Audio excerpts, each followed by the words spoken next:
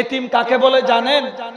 যেই সন্তানের বাবা ইন্তেকাল করে সন্তান বালেগ হওয়ার আগে, বালেগ হওয়ার, আবার ছেলে বালেগ হয়ে গেলে ওই ছেলেকে আর এতিম ধরা হবে না। এতিমের সীমাবদ্ধ কতটুকু? ওদের যে সন্তান বাবা হারা হয়েছে, মানুষের জন্য বাবা হারাইলে এতিম, আর পশু পাখির জন্য মা হারাইলে কি এতিম। পশু পাখি মানে পাখি, কবুতর, এই যে গৃহপালিত পশু। এতিম পশু কোনটা? যেটার কি হারায়? মা হারায়। আর মানুষের ক্ষেত্রে কি হারাইলে? বাবা হারাইলে। আমার নবীকে বলা হয় দুররে ইয়তিম। কারণ কি?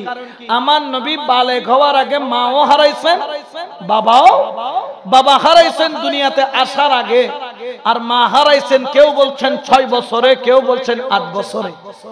এই জন্য নবীকে বলা হয় দুররে ইয়তিম। এবং ইয়তিমকে নবী এত ভালোবাসেন। কেমন ভালোবাসেন? বলতেছেন কেউ যদি ইয়তিমের মন জয় করে, কার মন? আপনাদের এলাকায় এতিম আছে না? জোরে বলেন না, আছে না? তারা এতিম বিদায় তাদেরকে অনেকে নজর দিয়ে দেখে, কিন্তু জানেন আম্মা জান আয়েশা সিদ্দিকা থেকে রওয়ায়াত, আম্মা জান আয়েশা সিদ্দিকার দরবারে একদিন একজন মহিলা আসলো 2টা ইতিম বাচ্চা নিয়া। ওই মহিলার স্বামী নাই। আম্মা জান আয়েশা সিদ্দিকা রাদিয়াল্লাহু তাআলা আনহা 3টা খেজুর, এই রকম এখানে তো অনেক খেজুর, 3টা খেজুর নিলেন নিজে খাওয়ার জন্য, 3টার বাইরে নাই। হঠাৎ করে ওই মহিলা, স্বামী হারা মহিলা, 2টা ইতিম বাচ্চা নিয়া আম্মা জান আয়েশা সিদ্দিকার ঘরে হাজির। ও আম্মা জান, আজকে 2 দিন যাবত কোনো খাবার নাই, যদি কোনো খাবার দেন। আম্মা জান আয়েশা সিদ্দিকার মায়া হলো, কারণ ইসলামে ইতিমকে মোহাব্বত করলে লাভ আছে না নাই? আমার আম্মা জান আয়েশা সিদ্দিকা 3টা খেজুর ওই ইতিমের মায়ের হাতে দিয়ে দিলেন। 3টা খেজুরের মধ্যে 2টা খেজুর 2 ইতিম বাচ্চাকে দিলেন। 2 ইতিম বাচ্চা তো ক্ষুধার্ত ছিল, দেওয়ার দেরি, মুখে দিয়ে খাওয়ার দেরি নাই। আর একটা খেজুর আল্লাহর নাম নিয়ে যখন মা খাবে, ওই মুহূর্তের মধ্যে 2 সন্তান মায়ের হাত ধরে আছে, মা গো একটা একটা খেজুর আমার পেট ভরে নাই, আমাকে ওই আপনার আরেকটা খেজুরটাও দিয়া দেন। বাচ্চাটা ছোট, কিন্তু মায়ের ক্ষুধা বুঝার মতো তার ক্ষমতা নাই, কিন্তু মা তো মমতাময়ী, মেহেরবান মা, তার ওই অবশিষ্ট খেজুর 3টা তো 2 বাচ্চা আগে 2টা খেয়ে ফেলেছে, আর একটা যেটা বাকি আছে, মেহেরবান মা ওই খেজুরটাকে 2 টুকরা করে 2 বাচ্চাকে দিল। আম্মা জান আয়েশা সিদ্দিকা বলেন, ওই ঘটনা দেখে আমার হৃদয়টা কেমন জানি করে উঠলো। বড় করে বলেন সুবহানাল্লাহ। রসুল যখন ঘরে আসলেন, আম্মা জান আয়েশা সিদ্দিকার কামরায় রসুলে পাক বিছনায় গেলেন, একটু আরাম করবেন। আম্মা জান আয়েশা সিদ্দিকা খেদমত করে করে বলেন, ইয়া রাসূলুল্লাহ, এরকম দেখলাম এতিম বাচ্চা নিয়ে একজন মা আসলো, 3টা খেজুর দিলাম 3 জনের জন্য, 2 বাচ্চাটা খেয়ে মাটা আবার বাচ্চা হাত বাড়ায়া দিল, মা নিজে না খেয়ে 2 বাচ্চাকে দিলেন। রসুল শোয়া থেকে বসে পড়লেন, এত খুশি হলেন, বলে জানো আল্লাহ তার জন্য তার সন্তানের প্রতি, এতিম সন্তানের প্রতি যে মা ইহসান করেছেন, দয়া করেছেন, নিজের বাপটাও তার সন্তানকে দিবেন, এটার বিনিময় কিয়ামতের ময়দানে হবে জান্নাত। বড় করে বলেন সুবহানাল্লাহ। এবং বলতেছেন সে আর আমি, অর্থাৎ যারা ইতিমকে ভালোবাসবে, ইতিমের হক আদায় করবে, ইতিমের মাথায় হাত বুলাইয়া দিবে, ইতিমকে খুশি করবে, ইতিমের হক মেরে খাবে না, ইতিম দুর্বল অসহায়, তার হকটা তাকে বুঝাইয়া দিবে।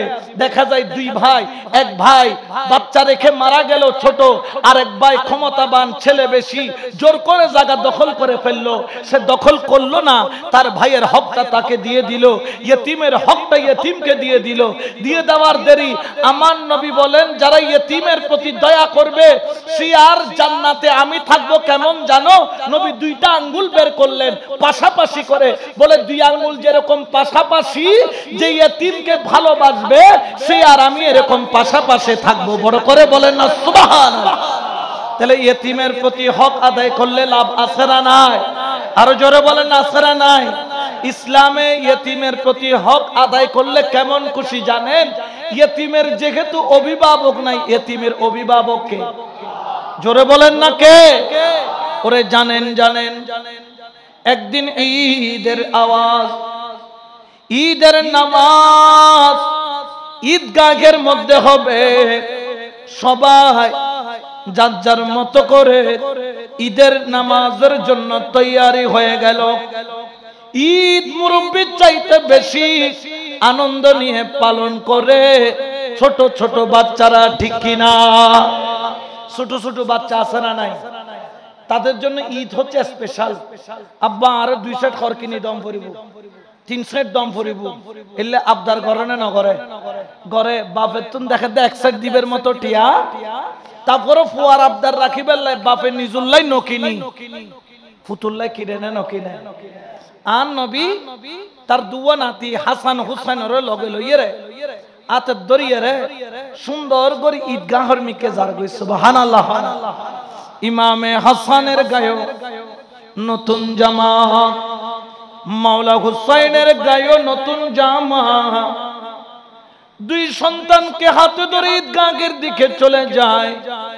নবী যখন ঈদগাহে আসবেন দেখা গেল একটা খেজুর গাছের আড়াল থেকে একটা 4 বছর 5 বছরের একটা ছোট বাচ্চা উকি দিয়া দয়াল নবীর দিকে দেখে, আর নবীর দিকে তাকাইয়া চোখের পানি জড়জড়াইয়া ছাড়ে। দয়াল নবীর দিকে তাকায়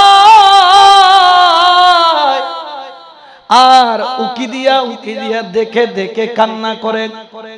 দয়াল নবী যাইয়া দেখতে পাইলেন তার গায়ের মধ্যে ময়লা লাগানো, কাদা লাগানো, মাটি লাগানো, গায়ের মধ্যে ময়লা মোটা মোটা হয়ে গেছে। আমার নবী যাইয়া ডাক দিলেন, বাচ্চা এদিকে আসো। দৌড়াইয়া বাচ্চাটা ইয়া রাসূলুল্লাহ বলে হাজির হয়ে গেল। বাবা আমরা ঈদগাহের দিকে যাচ্ছি নামাজ পড়তে, তুমি কেন যাচ্ছ না? ওই বাচ্চা হাউ মাউ করে কান্না করা আরম্ভ করলো। 2 চোখের পানি ছাইরা বলে ইয়া রাসূলুল্লাহ আমার ঈদগাহের দিকে যাইতে মন চায়, কিন্তু রাসূল গো যাব কেমনে? আমার কোনো পোশাক নাই, পোশাক নাই। ইয়া রাসূলুল্লাহ আমার পোশাকও নাই, আমার বাবাও নাই।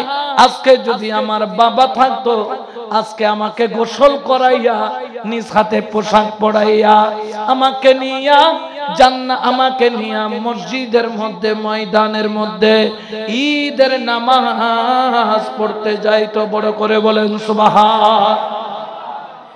এখন দয়াল নবী যখন এটা দেখলেন, দয়াল নবীর চোখ দিয়ে টপ টপ টপ টপ করে পানি পড়তেছে, কারণ নবীও তো ইয়েতিম ছিল। আমার নবীর স্মরণ পইরা গেল ছোটবেলায় নবী যখন খেলার মাঠে যাইতো সবার বাবা সবাইকে হাতে ধইরা ঘরে নিত, কিন্তু আমার দয়াল নবীকে ঘরে নেওয়ার মতো কেউ ছিল না, কেউ কোনো বাবা ছিল না। রাসূলের চোখ দিয়ে পানি পড়ে আমার দয়াল নবীর মায়া হলো। সন্তানটারে কোলে নিয়ে নবী ঈদগাহে গেলেন না, সোজা ঘরে চলে গেলেন। বড় করে বলেন সুবহানাল্লাহ। বিয়াকুন তো নবিল্লাহ বইতে কি নবী আইলে কি হইব? জামাত হইব, ঠিক কি না? নবী যতক্ষণ নোয়াইয়ে জামাত ততক্ষণ নইব। বিয়াকুন নবিল্লাহ বইতে কি আর নবী ফুয়াইবে মনত কষ্ট পাই দেয়, এতিম দেয়। আর নবী বাপে যাইলে ফুতুরে গোসল করায়, নবী ফুয়াইবারে নিজরাতে ডলি ডলি গোসল করায়। সুবহানাল্লাহ। ইমামে হাসান হুসাইনে মুজতবার পরিষ্কার সুন্দর দামি কাপড় যেটা, ওই কাপড়টা নিয়ে রাসূলে পাক ওই এতিম সন্তানকে পরাইয়া দিলেন এবং ইমাম হাসান হুসাইনকে দুই পাশে নিলেন, ওই এতিম সন্তানটাকে রাসূল কাঁধে নিলেন। সুবহানাল্লাহ। নবী কাঁধে নিয়ে ডান পাশে হাসান, বাম পাশে মাওলা হুসাইন, আর কাঁধে কে? ইতিম বাচ্চা। যদিও বা হক ছিল হাসান আর হুসাইনের দুজন কাঁধে ওঠার, কিন্তু ডান হাতে ধরছে ইমাম হাসানকে, বাম হাতে ধরছেন মাওলা হুসাইনকে, আর কাঁধে নিয়েছেন ইতিম বাচ্চাকে। নবী পাক এইভাবে চলে যায়। সবাই বলে কি ব্যাপার, তুমি কোথায় যাচ্ছ রাসূলের কাঁধে চড়ে? তখন ওই বাচ্চা অন্তর থেকে ডাক দিয়া বলল, খবরদার, আজকে থেকে আমাকে আর ইতিম বলবা না, সবার বাবা হচ্ছে যার যার বাবা, আজকে থেকে আমার বাবা হচ্ছে রহমাতুল লিল আলামিন। বড় করে বলে সুবহানাল্লাহ। নবী বলছেন আজকে থেকে তোমার পরিচয় হবে আমার, অর্থাৎ তোমার বাবা আমি, তোমার জিম্মেদারি আমি। এই জন্য যদি সুযোগ হয়, জীবনে যদি সুযোগ হয়, একটা ইতিম বাচ্চার দায়িত্ব নেবেন। রাসূলে পাক বললেন ওই ঘর হচ্ছে সবচেয়ে বেশি উত্তম, ওই ঘর সবচেয়ে বেশি উত্তম যেই ঘরের মধ্যে একটা ইতিম বাচ্চার ভরণ পোষণ শুধু নয়, তার সাথে ভালো ব্যবহার করা হয়। আমরা অনেকে হয়তোবা ভাইয়ের ছেলে, বোনের ছেলে ইতিম হয়ে গেলে আমরা রাখি, বা পাড়া তো ভাই, পাড়া তো আত্মীয় রাখি, কিন্তু আমরা তাদেরকে নিজের সন্তানের মতো মর্যাদা দেই। আমরা কি করি, মনে করি যে একটা কাজের ছেলে পালতেছে। কিসের ছেলে? কাজের ছেলে।